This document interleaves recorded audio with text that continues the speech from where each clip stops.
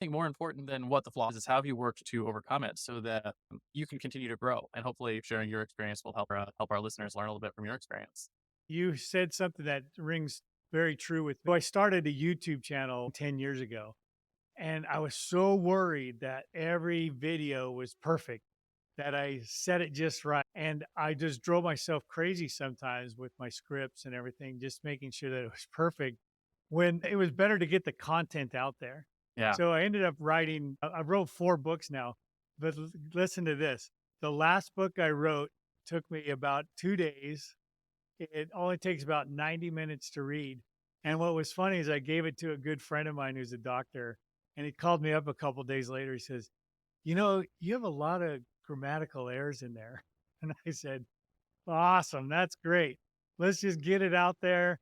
Let's get people reading it because those grammatical errors don't mean anything. We got to get the content out there. So Yeah. my kryptonite was a little bit too perfectionist and worried about, saying things absolutely perfectly instead of just getting the concept and the content in people's heads.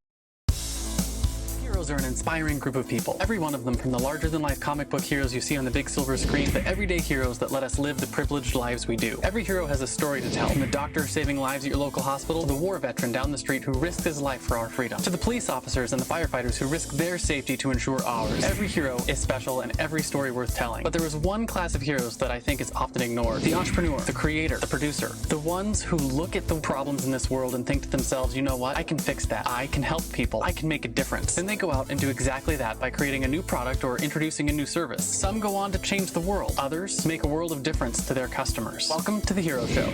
Join us as we pull back the masks on the world's finest heropreneurs and learn the secrets to their powers, their success, and their influence, so you can use those secrets to attract more sales, make more money, and experience more freedom in your business. I'm your host, Richard Matthews, and we are on in 3, 2, 1.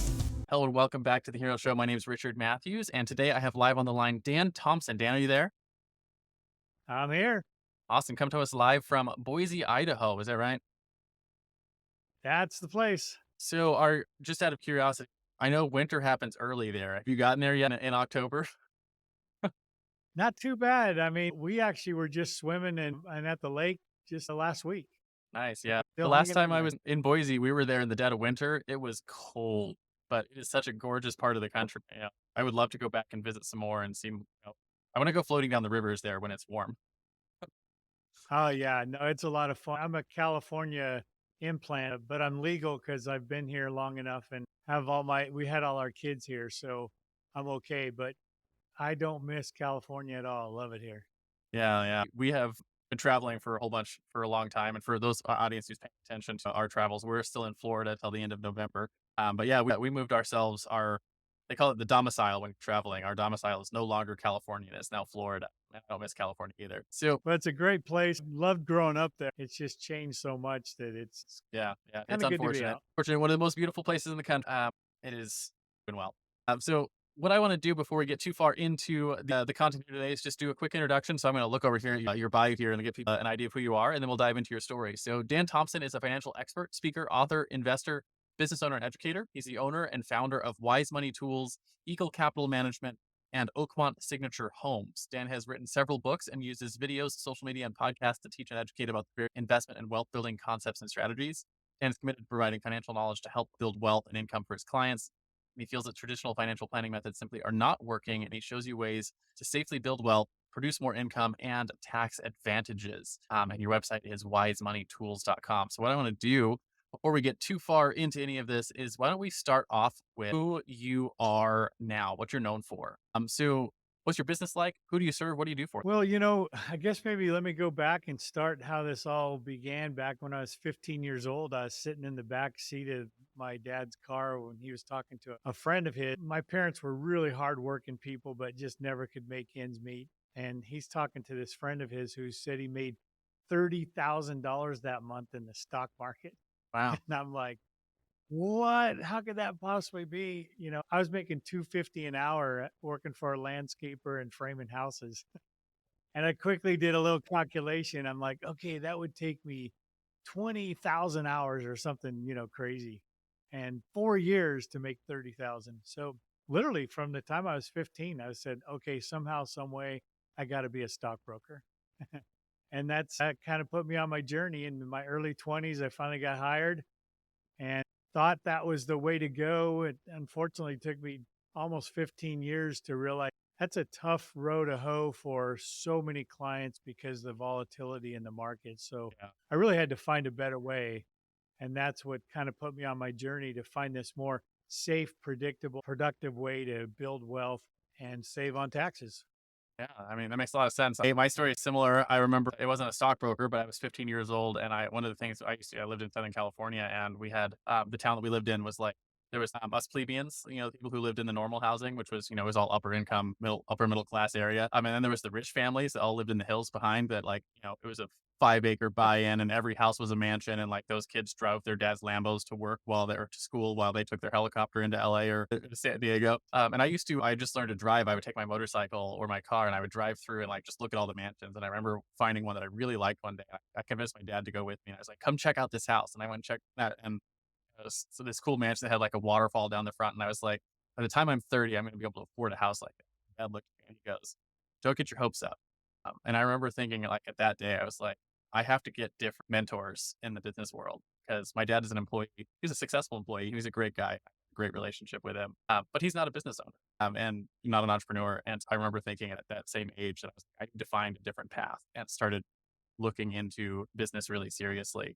I'm a few years late, but by the time I'm 40, I should actually be able to afford that house. Not that I want to buy it anymore, but I know I can remember that myself. We lived kind of in I don't want to say poor part of town, but certainly not the affluent, but just maybe 3 miles from my house were it was called Del Rio Estates, this huge golf course, major houses, all this. And I'm thinking, man, is there any way possible I'll ever live in something like this?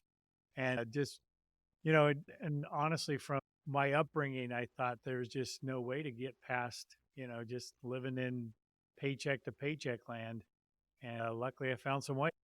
so what is it that you teach and do for your clients today? I think our biggest effort, so to speak, and where we kind of, get most of our attention is what we do is we pack life insurance full of cash and we use that life insurance to leverage into other income producing assets, multifamily.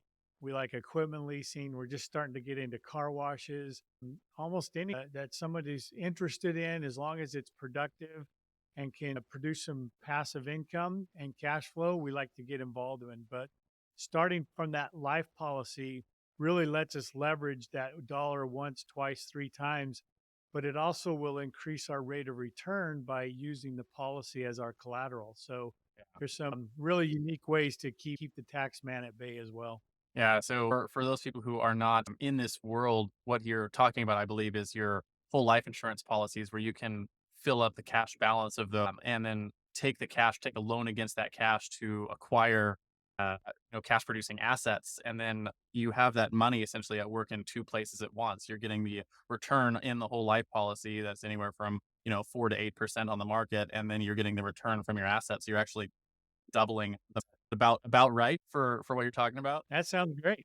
Yeah, Yeah, a little double dip in there. little double dipping, and because it's a loan against the policy, you get to pay them back. So you earn the interest that you create there in the policy, and then as you pay the loan back, you pay yourself interest. So you're paying interest on that, and then once the loan is paid off, you have the initial loan balance plus the money you made in the market, plus the interest you paid back in, plus you still have the cash producing asset that you acquired that is producing cash. And if you sell that, you end up with it's one of the tools that the rich use to get richer. It's a fascinating tool. Yeah, exactly. And I'll tell you, like I said, every asset actually gets better if we've used the policy as the collateral. So yeah, we get a lot of benefits from it. Not to mention, and unfortunately, we don't talk about this too much, but I just had this in a client situation. We hope nobody ever dies, right? But the fact is, we're all going to exit the planet sooner or later.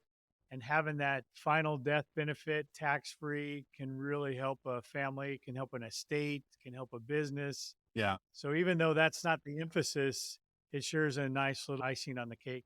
icing on the cake, an extra benefit for it. And there's other cool things too. I know you can like you can build up the cash value so that you take loans out against them when you're in your retirement age, and then the death benefit actually covers the loan payments back to it, so it ends up being tax-free retirement. So there's all sorts of different ways you can structure those kind of things.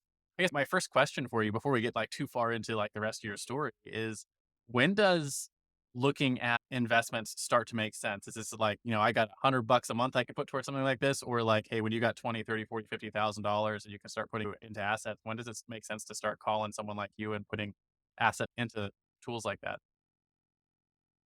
Oh yeah, as soon as you got $10 to save, I mean, get saving as fast as you can. I always say you never get back yesterday. Time is such a commodity that we all never know how much time we actually have. So don't waste a day, compound every day. So save as much as you can as soon as you can. And you'll be amazed what happens over the years if you just start early. Absolutely.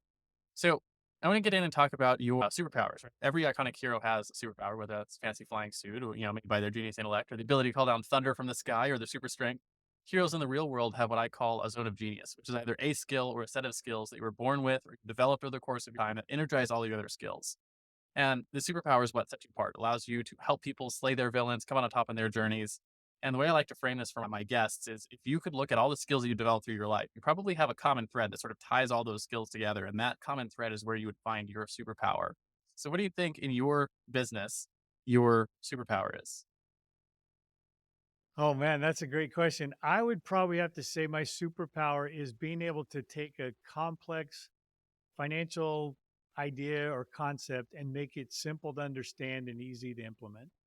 So for those of us who are not in the financial world, you can make stuff that we need to do understandable and simple so we can actually implement and do the things we should be doing. That's exactly right. Yep. And when, it is complex out there, you start talking about everything from internal rates of return and taxes and tax bracket. I mean, it does get a little complicated. So being able to simplify that, make it easy and understandable, my And I know superpower. in the financial world, so many people get really terrible advice that sometimes when you actually have someone who can explain things well, like one of my favorites, this was something that I learned from another, wealthy friend of mine. You're at the financial meetings companies put on where they bring in the financial advisor who's like, we're going to help you get your 401k set up or whatever. And I remember one of the things he said, the first time I heard one of these pitches was, when you retire, you should plan to make less money. And so you're going to be in a Oh, lower tax bracket. And I raised my hand back there and I was like, I don't want to plan to be poorer. Like, I want to plan to be wealthier. And I was like, wouldn't it make sense to put, already taxed dollars and let it grow tax free? So taxed on the seed instead of on the harvest. And he was pitching something where you're not taxed on the seed, but instead taxed on the harvest. And I was like, that gives you a much larger tax bill. He's like, yeah, but the assumption is you'll make less when you get older. And I was like, well, I don't like that. That's not a good plan. So oh my gosh, you and I speak the same language. That drives me crazy when I hear these guys talk about, oh, you can live off of 80% less. No, I want 80% more income than I had while I was working so I can really enjoy yeah. retirement. So, yeah, Exactly. that's crazy talk. It's crazy talk, and it's the kind of thing that you don't hear those messages until you get around people who know how to do what you're talking about, how to actually make the complex sort of financial world make sense. And if you're only ever presented with terrible advice, and you end up planning for making less money, planning for a poor retirement instead of planning for a wealthy retirement. I often say that the 401k has become one of the biggest burdens we could ever have because we think it's the end all and the answer to retirement, but it has let down so many people, not only because of the volatility, but just because of what you just suggested. And that is all we're doing is kicking a can down the road and having a tax bill that's larger than it would have been, had we paid it 20 or 30 years ago. But the other thing is it's not designed for income. There's no way you can just say, "Oh, I'm going to turn on the 401k income now," because what that really means is you're going to have to start Yeah. selling off your mutual funds or whatever you have it invested in. I would much rather start young, getting into passive type investments, multifamily leasing, things like that that produce income. And let's build up your income so high that you could literally retire anytime you want. But we don't focus on the income side of things until they're 65, 66 years old. And by then it's just too hard to create that income stream. Yeah, absolutely. So if your superpower is the ability to sort of explain these complex financial systems to people who need to understand them, the flip side of every superpower, of course, flip side of that coin is the fatal flaw. And every Superman has their kryptonite. Wonder Woman can't remove her bracelets of victory without going mad. You probably have a flaw that's held you back, something that you've struggled with. For me, it was perfectionism, right? I spent a lot of time in my life struggling with wanting to get everything exactly right. And so I wouldn't ship anything. And never got to the point where I was actually like producing what I wanted to produce. So, I had some ways I had to help myself get over that. But I think more important than what the flaw is how have you worked to overcome it so that you can continue to grow. And hopefully sharing your experience will help our listeners learn a little bit from your experience. You said something that rings very true with me, and that is, so I started a YouTube channel, oh gosh, 9, 10 years ago. And I was so worried that every video was perfect, that I said it just right, and I just drove myself crazy sometimes with my scripts and everything, just making sure that it was perfect when it was better to get the content out there. Yeah. So I ended up writing, I wrote 4 books now, but listen to this. The last book I wrote took me about 2 days. It only takes about 90 minutes to read. And what was funny is I gave it to a good friend of mine who's a doctor, and he called me up a couple days later. He says, you have a lot of grammatical errors in there. And I said, awesome. That's great. Let's just get it out there. Let's get people reading it because those grammatical errors don't mean anything. We got to get the content out there. So Yeah. my kryptonite was a little bit too perfectionist and worried about, saying things absolutely perfectly instead of just getting the concept and the content in people's heads. Yeah, absolutely. I've been in the same boat. I know for me, I had a good friend of mine who changed my mindset on the whole perfectionism thing. And she was like, perfection is the lowest standard you can hold yourself to because it doesn't exist. And so if you're striving for perfection, you're not striving for anything at all. And so she was like, what you should be striving for is like production, like actually ship something, get the content out, the book published, get the service live and, take someone, actually get something done. And get that whole life insurance policy set up. And if it's not right, right? It's not right the first time. If you can fix it in the future, execute and iterate is significantly more powerful than getting it right the first time. Well, and if I assume you've got a lot of business owners in your audience, and one other thing that I kind of big mistake on is not marketing myself sooner. And again, maybe that perfectionist kind of a thing, but I would have spent a lot more money on marketing and getting my message out there younger in life than waiting for it to become perfect. Yeah, I feel the same way. Right? Like if I had started doing what I'm doing now 10 years ago, man, I'd be in a completely different world. And, building your own personal brand, creating the content, getting that stuff out there. Yeah, I let fear of, how am I going to sound and what am I going to come across to keep me from putting anything out at all. And for years, and, I finally started changing that 4 or 5 years ago, and it's had a huge impact on our business growth and everything. That's a big one for sure. What I want to talk about next then is your common enemy. Right. So every superhero has an arch nemesis. It's a thing that they're constantly have to fight against in their world. And in the world of business, it takes on a lot of forms, but we generally put it in the context of your clients. And it's a mindset or it's a flaw that you're constantly having to fight to overcome so you can actually get people the results that they came to you for. So in this world of helping people build wealth and cash flow and, acquire cash producing businesses and stuff like that, what is your common enemy that you constantly have to fight I against? would say it's traditional financial planning. And the reason why I can say that is because that's where I started. Again, I started as a stockbroker, kind of transitioned into a financial advisor. And it was after the dot-com boom and bust that I realized I had to find a better way. But that's the hardest thing to overcome because people think, again, all they got to do is buy that 401 or invest in that 401k, get their match, hope the market performs well, and they're going to be fine financially. They don't use leverage wisely, debt a little bit too much. But the fact is that traditional model and what we just discussed, living on 80% less when you retire, all those things, they're just flawed concepts that aren't working. They've let down so many Americans over the years. And we've just got to wake up to realize that it's not working and there's got to be a better way. Yeah, absolutely. I couldn't agree more.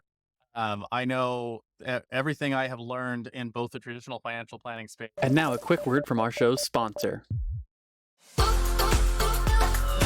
Hey there, fellow podcaster. Having a weekly audio and video show on all the major online networks that builds your brand, creates fame, and drives sales for your business doesn't have to be hard.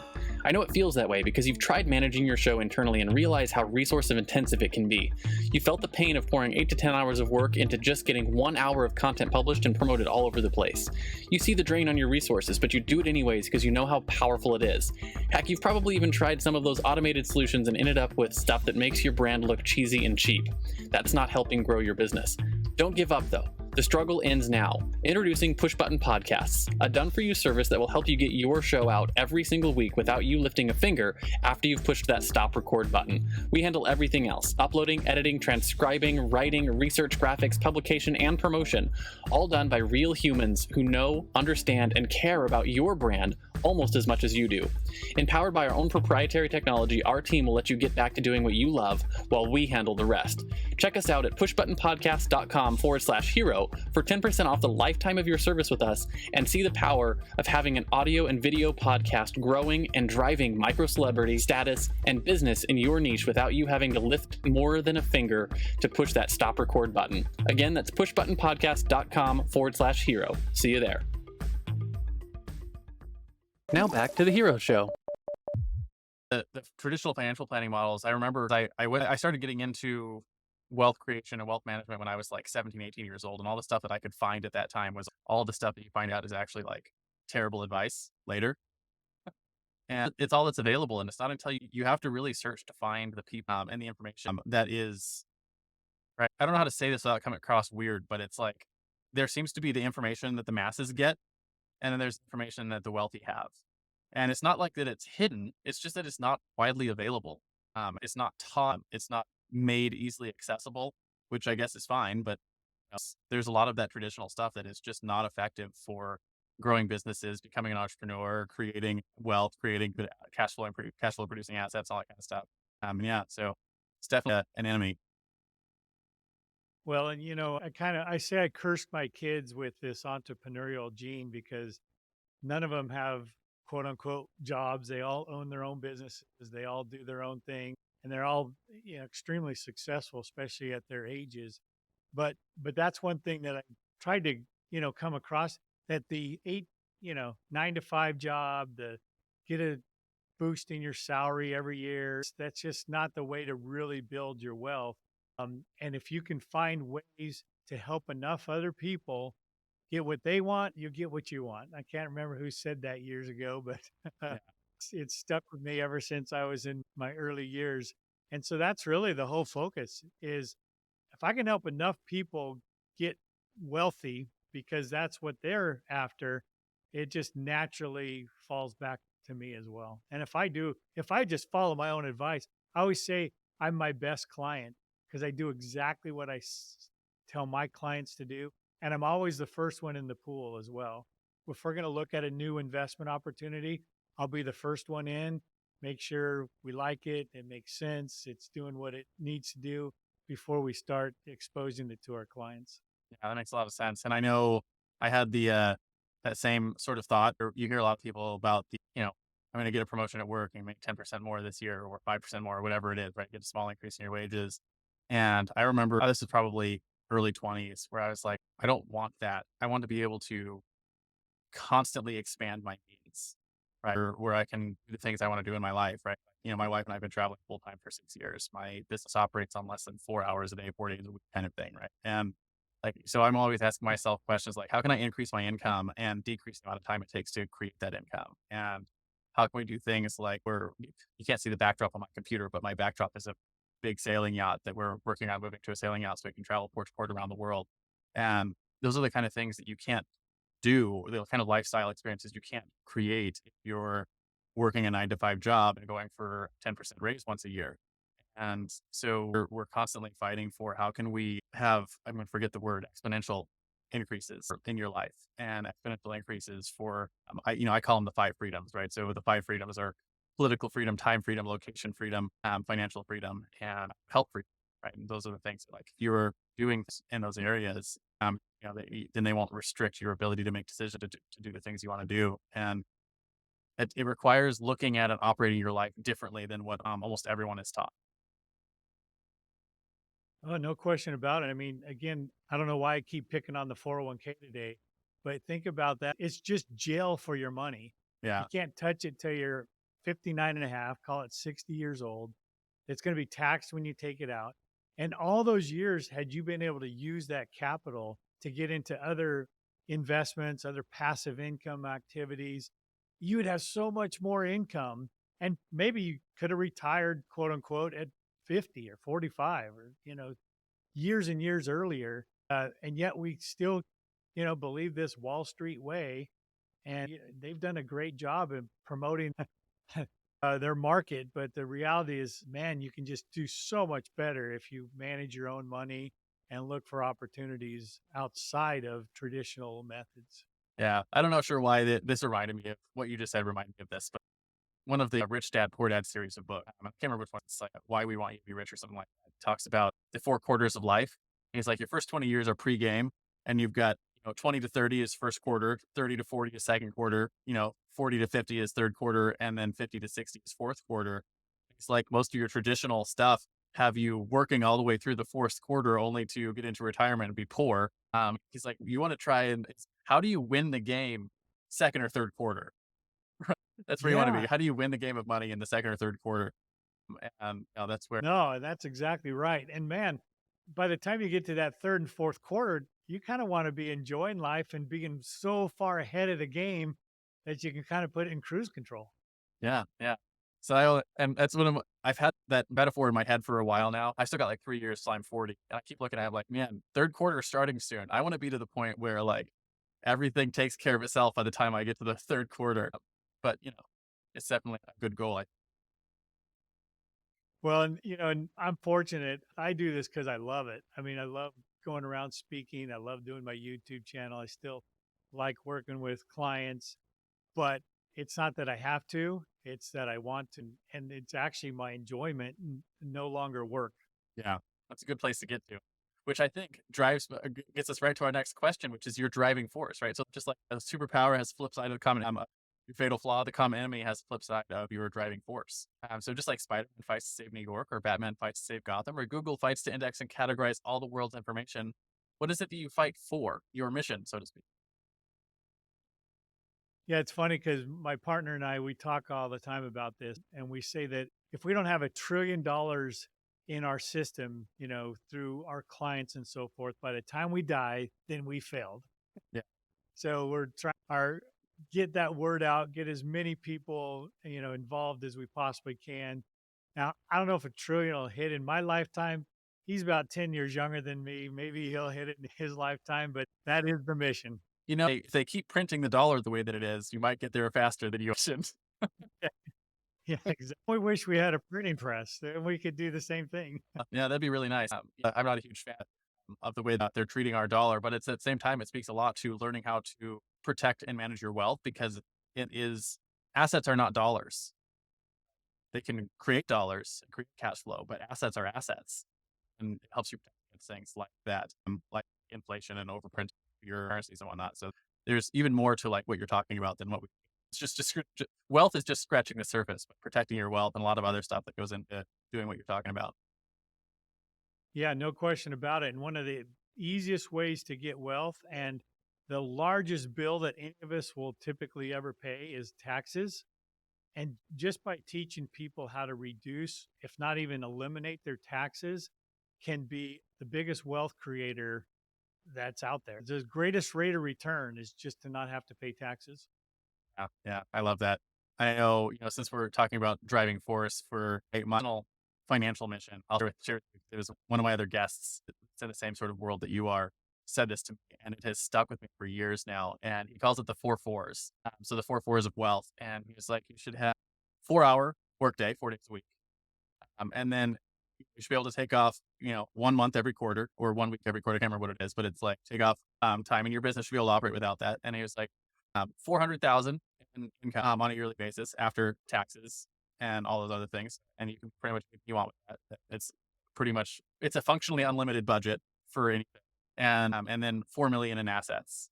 And so he calls those the four fours. And I was like, those have been sort of like my guideposts for like, hey, that's where I want to get to. And my goal, where all my goals is 4 hours a week for, 4 weeks off a year at least, if not more, and 400,000 in income and 4 in assets. And I was like, that's a really good starting point for wealth creation. I like that. That's a good little goal to shoot for. Would he mind if I stole that? Probably not. He preaches it constantly. So I talk about it all the time. And Maybe I'll make it all fives just to change yeah, it. just to change it up a little bit, or maybe 4.5, whatever. But the point is, you have a goal, right? And the thing I liked about it is it was not just wealth, but also your time, right? Because your time is part of your wealth. And so that's the stuff that goes with all of that. And I know like you could certainly grow beyond 4 million in assets and grow beyond 400,000 income, but like, as first like goals, and I know like where my current personal goal is to get our business to the point where it is producing the $400,000 a year in income, and then to start taking that income and rolling it into cash producing assets as the second goal. And so we are probably a year, maybe two out from hitting the $400,000 a year personal income from the business. And like, that's where we move into the next stage. And so like, I sort of followed that as like, let's get the time commitment down and let's get the business to the point where the systems and everything, where the business runs without me. So I can, take time with my family and other things. And then let's work on getting the income to that certain level. And then let's work on getting the assets. So I'm working on the third category right now with the personal income, and then it'll get into the asset category. And I don't know if that's the right way to do it or not, but at least I will hit those goals before I get through that third quarter. Oh, that is awesome. Well, I mean, really, your business is an asset. So if it's producing income, then it's the right kind of asset. And there's nothing wrong with it being a business or an apartment building or, whatever that other asset might be. If it's producing cash and giving you freedom, you got a good asset there. That's awesome. That's what we're going for. So I want to switch gears a little bit and talk about I call it the hero's tool belt. And this is the practical portion of our show. And just like every superhero has a tool belt with their awesome gadgets like batarangs and web slingers and laser eyes, or a big magical hammer like Thor has. I'm going to talk about the top 1 or 2 tools you couldn't live without to do what you do, right? Could be anything. Could be your notepad, could be your calendar, could be the marketing tools, could be something used for your actual delivery of services. Something you think is essential to getting your job done on a daily basis. Well, from just an absolute practical perspective, it's that camera for you. Didn't have that, I get my word out. So that'd be definitely the first thing, is that the YouTube camera. I love that because my audience probably knows I run a podcast production company, and what's funny to me is for the first 4 or 5 years, I have roughly $10,000 worth of camera sitting here in my little mini podcast studio, and the iPhone in the last generation, the iPhone 13, was the first time that I started switching to using the iPhone for my production. I mean, this is legitimately iPhone that is attached to a little MagSafe mount that I'm using to record nowadays. And so, people say you got to have a good camera, and you do. And most people now have production worthy camera in their pocket already. And so you can go right back to use it to get your message out. Right? You got a good enough microphone, a good enough camera, and you have a message that's worth getting out to your audience or to your potential audience, people who have problems that you can help solve. And so I love that answer as a practical tool, because I think more and more being able to get your content and get your message out is going to help create trust in the marketplace. And we are no longer in the information age anymore. I tell people now we're in the trust age, and you're going to build trust with your potential market by getting on camera and sharing your message and sharing your stories and sharing your experiences. So I couldn't agree more personally. I, and you're exactly right. You're carrying around a 4K camera in your pocket. So no excuse. Yeah. The message, get it out there. You got the message, get it out. I love that. So I want to talk then about your own personal heroes, right? Every hero has their mentors, just like Frodo had Gandalf, or Luke had Obi-Wan, or Robert Kiyosaki had his rich dad, or even Spider-Man had his Uncle Ben. Who were some of your heroes? Were they real life mentors? Were they speakers or authors, peers who were a couple years ahead of you? And how important were they to what you've accomplished so far in your business? Yeah, my hero is kind of an opposite of what you would think, but I'd have to say my dad is one of those, because he taught me how to work really hard, but what he didn't teach me is how to make money doing it. Yeah. He was kind of a bad example of a great example. I really feel, he unfortunately passed away about as broke as when he was born. Just never really, made a lot of money. But man, the guy he taught me how to communicate with people because he was a great sales guy. He taught me how to work hard, taught me how to never be outworked. And so from that perspective, definitely a hero. I just wish he Yeah. had the fruits of his labor pay off at some point in his life before he passed. And And a lot of that is just not having access to the same information that you went and built for yourself, which is really cool. And, which means other people can change that. And, I'm the same way. My dad is still alive. He's great. I love my dad to pieces. But he's the same way, right? He taught me like the two biggest things, maybe three, really, really taught me were the value of hard work. And I remember thinking growing up that I was like, there's no way that you could actually work this hard. But I'm like, at this point in my life, I'm like, listen, you can't, because I will work you under a table. Like if I have. And then at the same time, I'm gonna put a lot of that effort into figuring out how to build systems that work for me. But like it's that mentality that he gave me. And the other one was just learning how to learn. He taught me how to learn. That was such an invaluable skill that has allowed me to do so much in my life. And then probably the most important lesson I learned from my dad was this idea that you don't wait until you're ready to do something. And I remember I was like 18 or 19 years old, and I was, gonna get to this girl, and I remember sitting down and asking him like, "Am I ready to get married?" And he was like, "There's no such thing as being ready. It's like there's only the act of taking action is what makes you ready for something." That one little piece of advice has stuck with me for so many things, and it's allowed me to do so much in my life. To just be like, "Hey, you just take the action, take the next steps, because taking the next steps is what makes you ready to do things." So I'm in the same boat. My dad's one of my personal heroes. Yeah, well, and that hard work is just invaluable. When I started as a stockbroker, I was in my early 20s. I'm in an office with 35 other guys who've been around 5, 7, 10, 15 years, older guys at the time. And but no one could outwork. I would go home and grab a little bite to eat for dinner, and then I'd heading right back to the office. Back then, no internet, no computers really, and I had to run back to the office and open the phone book and start calling people to see if they would take 2 minutes to listen to me. And I mean, I just worked them all to the ground. And in a year and a half, I was the number one guy. I ended up leaving that firm and opening my own because I thought I could do it better than they could. And I ended up within just a couple of years of business having 5 offices, 60 guys working for me. And it was all just because no one could touch me on the work ethic. Yeah, absolutely. That is a wonderful lesson. And I remember I was a lot young. I don't work that long anymore as I've learned how to work smarter than that. But I would work 12, 18-hour days. I'd be like, listen, I will show up and I will just work you under a table if I have to win. And so you can take that same sort of mentality and apply it to better outcomes. But yeah, it's a really important skill. So my last, or not my last question, but my next question here for you is about your guiding principles. Right. So one of the things that makes heroes heroic is that they live by a code. For instance, Batman never kills his enemy. He always brings them to Arkham Asylum. So as we near the end of this interview, I talk about the top 1 or 2 principles that you use regularly in your life. Maybe something you wish you knew when you first started. Biggest principle is I will be just downright honest with a client no matter what, even if it hurts their feelings. I mean, not their feelings, but I just will never do something shady with a client. I'll take a hit. I'll forgive or forego my commissions or my income or anything to just make sure there's not a client out there ever point a finger back to me as being something shady or not quite as honest. And so that's just number one in my book is just treating the client as fairly and as honestly as I possibly can. Yeah, I think you'll probably like my response to this. We're pushing on 250 episodes for this show, and I ask that question all the time. And the thing that has always stuck out to me is how probably 9900% of the people who are on this show, when I ask them that question, they respond with some variation. And the thing that sticks out to me there is the whole purpose of this show is to change the cultural narrative, entrepreneurship, batarangs, and the desire to create profit and wealth in your life is somehow equal. And you see it in all of our stories. Like, you can't come across a TV show or a movie or a kids show where the storyline is not some variation of entrepreneur pours oil on ducks for money.